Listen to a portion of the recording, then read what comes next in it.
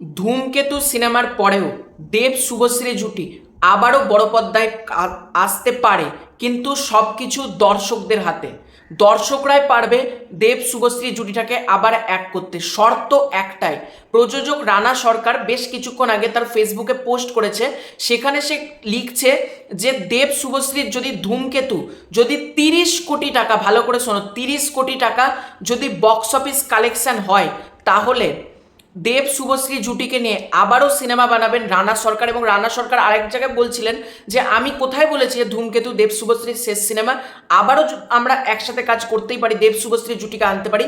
এবং রানা সরকার এটাও লিখছেন, আমি কথা দিয়েছিলাম যে যদি খাদান এবং সন্তান এই দুটো সিনেমা সুপারহিট হয়, তাহলে ধূমকেতু রিলিজ করা হবে। আমি আমার কমিটমেন্ট রেখেছি, এবার আপনারা চ্যালেঞ্জ নিন। ধূমকেতুকে 30 কোটি করতে হবে। রানা সরকার হ্যাশট্যাগও ব্যবহার করেছে টার্গেট 30 করোড়, অর্থাৎ ধূমকেতুকে বক্স অফিস থেকে 30 কোটি টাকা আয় করতে হবে, যেটা বাংলার দর্শকদের পক্ষে বড় কোনো ব্যাপার না। কেন বলছি এটা? অন্য কারো সিনেমায় বলতাম অনেক বড় ব্যাপার, কিন্তু এটা দেবদার খাদান 25 কোটি টাকা বক্স অফিস থেকে কালেকশন করেছে। জাস্ট ভাবতে পারছো? অ্যামাজন অভিযান প্রায় 45 থেকে 48 কোটি টাকার রেঞ্জে বক্স অফিস করেছিল। তোমার প্রজাপতি 14 কোটির ওপরে।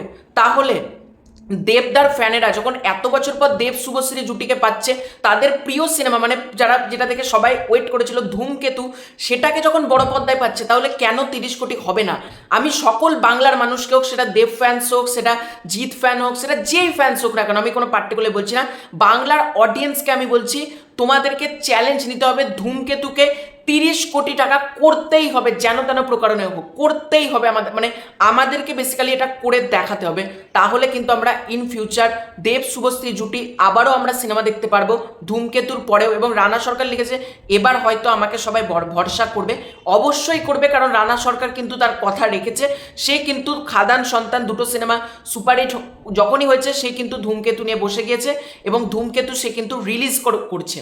সুতরাং এবার আমার মনে হয় রানা সরকার নিশ্চয়ই তার আবারও কথা রাখবেন। আমরা যদি ধূমকেতুকে 30 কোটি করতে পারি, এবং বাংলার অডিয়েন্সকে বলবো ওয়ার টু ভাই গুলি মারো, ওগুলো পরে হবে, আগে আমাদের ধূমকেতুকে ব্লকবাস্টার করতে হবে। 30 কোটি করতেই হবে মিনিমাম, এই চ্যালেঞ্জটা আমাদেরকে নিতে হবে। এবং আমরা যদি সকলে শপথ করি যে আমরা ওয়ার টুর আগে ধূমকেতু দেখব, অবশ্যই পসিবল 30 কোটি হওয়া, এবং ইন ফিউচার দেব শুভশ্রী জুটির কাজ আমরা আবারও দেখতে পারবো।